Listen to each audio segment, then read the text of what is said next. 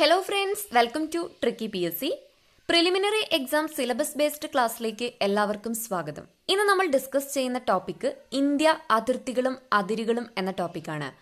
Preliminary exam സിലബസിൽ ഭൂമിശാസ്ത്രപരമായ സവിശേഷതകൾ, ഇന്ത്യ അതിർത്തികളും അതിരുകളും എന്നൊരു ടോപ്പിക്ക് ഉണ്ട്.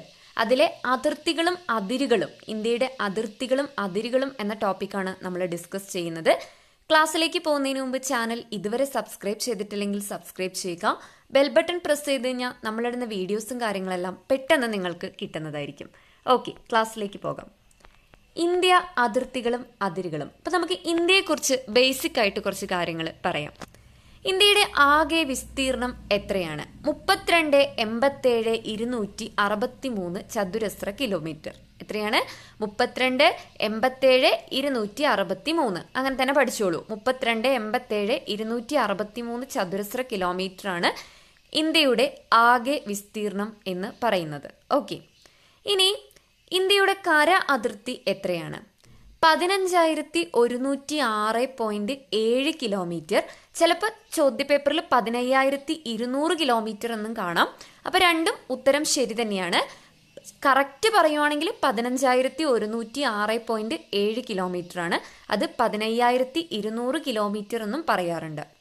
ഇനി ഇന്ത്യയുടെ സമുദ്ര അതിർത്തി 7,516.6 കിലോമീറ്റർ. എത്രയാണ്? 7,516.6 കിലോമീറ്റർ.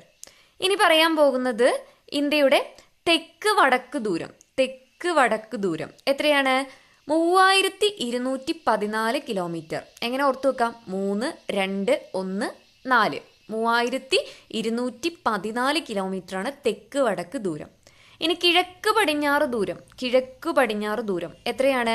2,933 കിലോമീറ്റർ ആണ് ഇന്ത്യയുടെ കിഴക്ക് പടിഞ്ഞാറ് ദൂരം എന്ന് പറയുന്നത്. ക്ലിയർ ആണല്ലോ? അപ്പോൾ ഇന്ത്യയുമായി നമ്മൾ മനസ്സിലാക്കിയിരിക്കേണ്ട ബേസിക് ആയിട്ടുള്ള അളവുകൾ: ഇന്ത്യയുടെ ആകെ വിസ്തീർണം, കര അതിർത്തി, സമുദ്ര അതിർത്തി, അതുപോലെ തെക്ക് വടക്ക് ദൂരം എത്ര, കിഴക്ക് പടിഞ്ഞാറ് ദൂരം എത്രയാണ്.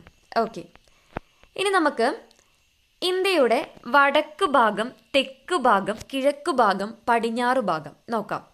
ഇന്ത്യയുടെ വടക്ക് ഭാഗം സ്ഥിതി ചെയ്യുന്നത് ഇന്ദിരാ കോളാണ്. ഇന്ത്യയുടെ വടക്ക് ഭാഗം അറിയപ്പെടുന്നത്, ഇന്ത്യയുടെ ഏറ്റവും വടക്കേ അറ്റത്തുള്ള പോയിന്റ് എന്ന് പറയുന്നത് ഇന്ദിരാ കോളാണ്. ആദ്യമൊക്കെ നമ്മൾ ഇന്ദിരാ കോള് ജമ്മു കാശ്മീരിലാണ് എന്നാണ് പഠിച്ചു വന്നത്. ഇപ്പൊ എന്താണ്? ജമ്മു കാശ്മീർ എന്ന സംസ്ഥാനത്തെ രണ്ടായി വിഭജിച്ച് 2 കേന്ദ്രഭരണ പ്രദേശങ്ങളാക്കി മാറ്റി. അപ്പൊ നമ്മളിപ്പോൾ പഠിക്കുക, ഇന്ദിരാ കോൾ സ്ഥിതി ചെയ്യുന്നത് ലഡാക്ക് കേന്ദ്രഭരണ പ്രദേശത്താണ്. ഓക്കെ, ഇന്ദിരാ കോൾ സ്ഥിതി ചെയ്യുന്നത് ലഡാക്ക് കേന്ദ്രഭരണ പ്രദേശത്താണ്. ഇനി ഇന്ത്യയുടെ തെക്കു ഭാഗം, ഏറ്റവും തെക്കു ഭാഗം എന്ന് പറയുന്നത് ഇന്ദിരാ പോയിന്റ് ആണ്. അത് ആൻഡമാൻ നിക്കോബാർ ദ്വീപിലാണ്. എവിടെയാണ്? ആൻഡമാൻ നിക്കോബാർ ദ്വീപ്. ഇന്ത്യയുടെ വടക്കു ഭാഗം ഇന്ദിരാ കോൾ ലഡാക്ക്, ഇന്ത്യയുടെ ഏറ്റവും തെക്കു ഭാഗം ഇന്ദിരാ പോയിന്റ് ആൻഡമാൻ നിക്കോബാർ ദ്വീപിലാണ് സ്ഥിതി ചെയ്യുന്നത്. ഇനി ഇന്ത്യയുടെ പടിഞ്ഞാറ് ഭാഗം, ഓക്കെ, പടിഞ്ഞാറ് ഭാഗമാണ് ഗുഹാർ മോത്തി എന്നറിയപ്പെടുന്നത്, അല്ലെങ്കിൽ കോറി ക്രീക്ക് എന്നും അറിയപ്പെടാറുണ്ട്. ഗുഹാർ മോത്തി അല്ലെങ്കിൽ കോറി ക്രീക്ക്, കൂടുതൽ പറയുന്നത് ഗുഹാർ മോത്തി തന്നെയാണ്.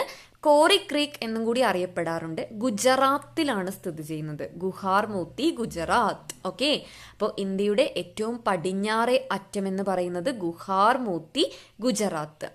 ഇന്ത്യയുടെ ഏറ്റവും കിഴക്കേ അറ്റം കിബിത്തു, കിഴക്ക്, കിബിത്തു, കിബിത്തു.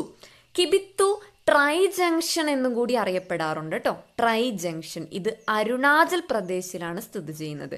ഇന്ത്യയുടെ കിഴക്കു ഭാഗം കിബിത്തു, ഇന്ത്യയുടെ കിഴക്കേ അറ്റം, ഏറ്റവും കിഴക്കേ അറ്റം കിബിത്തു, അരുണാചൽ പ്രദേശിലാണ് സ്ഥിതി ചെയ്യുന്നത്. ഓക്കെ, അപ്പൊ ഇന്ത്യയുടെ വടക്കു ഭാഗമായ ഇന്ദിരാ കോൾ, ഇന്ത്യയുടെ ഏറ്റവും വടക്ക് ഭാഗം എന്ന് പറയുന്നത് ഇന്ദിരാ കോയിൽ ലഡാക്ക്, ഇന്ത്യയുടെ ഏറ്റവും തെക്കേ അറ്റം എന്ന് പറയുന്നത് ഇന്ദിരാ പോയിന്റ് ആൻഡമാൻ നിക്കോബാർ, ഇന്ത്യയുടെ ഏറ്റവും പടിഞ്ഞാറ് ഭാഗം ഗുഹാർ മോത്തി, ഗുജറാത്ത്, ഇന്ത്യയുടെ ഏറ്റവും കിഴക്കു ഭാഗം കിബിത്തു അല്ലെങ്കിൽ ട്രൈ ജംഗ്ഷൻ, അരുണാചൽ പ്രദേശ്.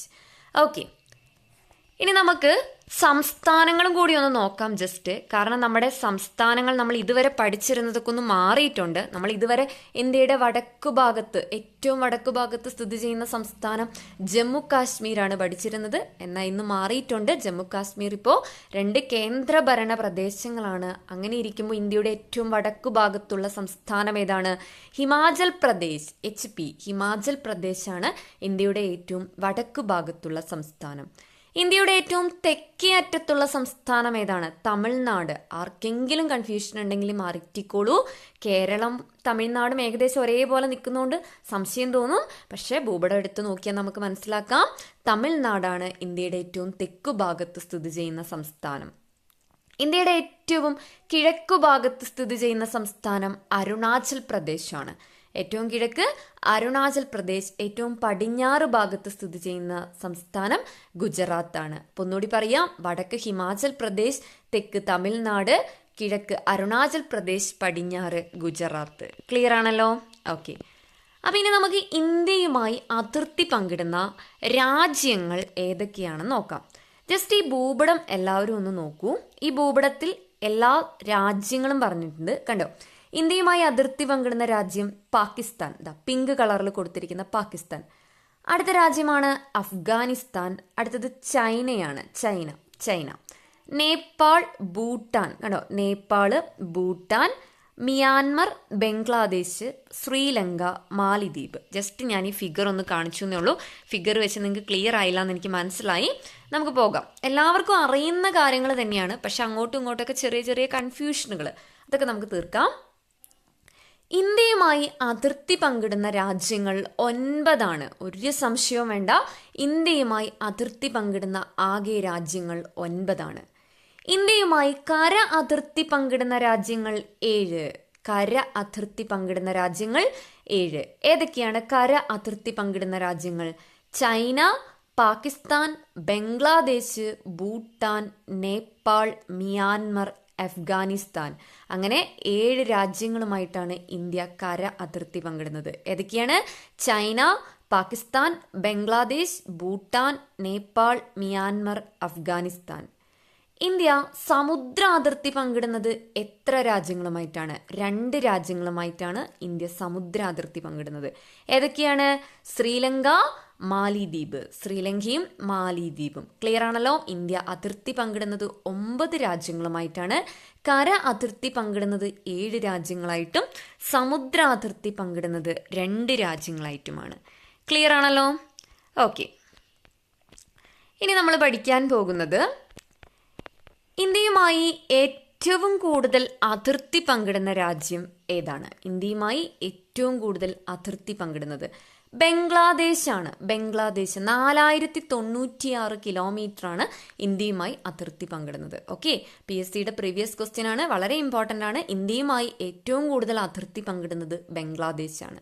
എന്നാൽ ഇന്ത്യയുമായി ഏറ്റവും കുറവ് അതിർത്തി പങ്കിടുന്നത് ഏത് രാജ്യമാണ്? അഫ്ഗാനിസ്ഥാൻ 106 കിലോമീറ്റർ. ഓക്കെ, ഇന്ത്യയുമായി ഏറ്റവും കൂടുതൽ അതിർത്തി പങ്കിടുന്നത് ബംഗ്ലാദേശും ഇന്ത്യയുമായി ഏറ്റവും കുറവ് അതിർത്തി പങ്കിടുന്നത് അഫ്ഗാനിസ്ഥാനുമാണ്. എന്നാൽ ഇന്ത്യയുമായി അതിർത്തി പങ്കിടുന്ന ഏറ്റവും വലിയ രാജ്യം, ചോദ്യത്തിലെ വ്യത്യാസം മനസ്സിലാക്കണം. ഇന്ത്യയുമായി അതിർത്തി പങ്കിടുന്ന ഏറ്റവും വലിയ രാജ്യം ചൈനയാണ്. എന്നാൽ ഇന്ത്യയുമായി അതിർത്തി പങ്കിടുന്ന ഏറ്റവും ചെറിയ രാജ്യം മാലിദ്വീപാണ്. മാലിദ്വീപാണ് ഇന്ത്യയുമായി അതിർത്തി പങ്കിടുന്ന ഏറ്റവും ചെറിയ രാജ്യം. എന്നാൽ ഇന്ത്യയുമായി കര അതിർത്തി പങ്കിടുന്ന ഏറ്റവും ചെറിയ രാജ്യം, അങ്ങനെ ഒരു ചോദ്യം PSC ചോദിച്ചിട്ടുണ്ട്. എന്താണ് ഉത്തരം? ഭൂട്ടാനാണ്. മനസ്സിലായല്ലോ? അപ്പൊ ചോദ്യം തിരിഞ്ഞു പോകരുത്. ഇന്ത്യയുമായി ഏറ്റവും കൂടുതൽ അതിർത്തി പങ്കിടുന്നത് ബംഗ്ലാദേശാണ്. എന്നാൽ ഇന്ത്യയുമായി അതിർത്തി പങ്കിടുന്ന ഏറ്റവും വലിയ രാജ്യം ചൈനയാണ്. ക്ലിയർ ആണല്ലോ? അപ്പൊ ബംഗ്ലാദേശുമായി എത്ര കിലോമീറ്റർ ആണ്? 4096 കിലോമീറ്റർ. അഫ്ഗാനിസ്ഥാനുമായിട്ട് 106 കിലോമീറ്റർ ആണ്. ക്ലിയർ ആണല്ലോ? ഓക്കെ. ഇനി നമുക്ക് ഓരോ രാജ്യങ്ങളുമായി ഉള്ള അതിർത്തി രേഖകൾ അറിയപ്പെടുന്ന പേര് പഠിക്കാം. ഇത് വളരെ ഇമ്പോർട്ടൻ്റ് ആണ്. PSC പരീക്ഷകളിൽ ഒരുപാട് ചോദിച്ചിട്ടുണ്ട്. പ്രിലിമിനറി എക്സാമിനെ സംബന്ധിച്ചിടത്തോളം വളരെ ഇമ്പോർട്ടൻ്റ് ആണ്. ഓക്കെ, ഇന്ത്യയും പാകിസ്ഥാനും തമ്മിലുള്ള അതിർത്തി രേഖ അറിയപ്പെടുന്നത് റാഡ്ക്ലിഫ് ലൈൻ എന്നാണ്. ഓക്കെ, ഇന്ത്യയും പാകിസ്ഥാനും തമ്മിലുള്ള അതിർത്തി രേഖ റാഡ്ക്ലിഫ് ലൈൻ. അടുത്തത് ഇന്ത്യയും അഫ്ഗാനിസ്ഥാനും തമ്മിലുള്ള അതിർത്തി രേഖ ഡ്യൂറന്റ് ലൈൻ. എന്താണ്? Durand line. India China McMahon line. എന്താണ്? McMahon line. India Bangladesh Teen Bigha corridor. ഒരു ഇടനാഴിയാണ്. ഇന്ത്യയും ബംഗ്ലാദേശും തമ്മിലുള്ള ഇടനാഴിയാണ് അവരുടെ അതിർത്തി എന്ന് പറയുന്നത്. തീൻ ബെഗ കോറിഡോർ. ഇന്ത്യ ബംഗ്ലാദേശ്. ഇന്ത്യയെ ശ്രീലങ്കയിൽ നിന്നും വേർതിരിക്കുന്നത് ഒരു കടലിടുക്കാണ്. എന്താണ് പേര്? പാക് കടലിടുക്ക്. ഏതാണ്? പാക് കടലിടുക്ക്. അപ്പോൾ India Pakistan Radcliffe line, India Afghanistan Durand line, India China McMahon line, India Bangladesh Teen Bigha corridor, India Sri Lanka Palk കടലിടുക്ക്. ക്ലിയർ ആണല്ലോ? ഓക്കെ. ഇനി ഇന്ത്യയെയും ഭൂട്ടാനെയും തമ്മിൽ വേർതിരിക്കുന്നത്, ഇന്ത്യനെയും ഭൂട്ടാനെയും തമ്മിൽ മനാസ് എന്ന് പറയുന്ന ഒരു സംരക്ഷിത പ്രദേശം. നമ്മളൊരു ചോദ്യം പഠിക്കുന്നുണ്ട് മനാസ് ദേശീയോദ്യാനത്തെക്കുറിച്ച്. ഇന്ത്യ ഭൂട്ടാൻ അതിർത്തിയിൽ സ്ഥിതി ചെയ്യുന്ന ദേശീയോദ്യാനം ഏത്? മനാസ് ദേശീയോദ്യാനം. ഇവിടെ നമ്മൾ മനസ്സിലാക്കുക, ഇന്ത്യ ഭൂട്ടാൻ അവയുടെ അതിർത്തി എന്ന് പറയുന്നത് യുനെസ്കോ സംരക്ഷിത പ്രദേശമായ മനാസ് ആണ്. യുനെസ്കോ സംരക്ഷിത പ്രദേശമായ മനാസ് ആണ് ഇന്ത്യ ഭൂട്ടാൻ അതിർത്തി എന്ന് പറയുന്നത്. അടുത്തത് ഇന്ത്യ നേപ്പാൾ അതിർത്തിയാണ് മഹാഭാരത് പർവ്വതനിര. ഏതാണ്? മഹാഭാരത് പർവ്വതനിരയാണ് ഇന്ത്യ നേപ്പാൾ. ഇന്ത്യയുടെ നേപ്പാളിന്റെ ഇടയിൽ സ്ഥിതി ചെയ്യുന്നത് മഹാഭാരത് പർവ്വതനിര. അടുത്തത് ഇന്ത്യ മ്യാൻമർ പട്കാളി പർവ്വതനിര. ഏതാണ്? പട്കാളി പർവ്വതനിരയാണ് ഇന്ത്യ മ്യാൻമർ.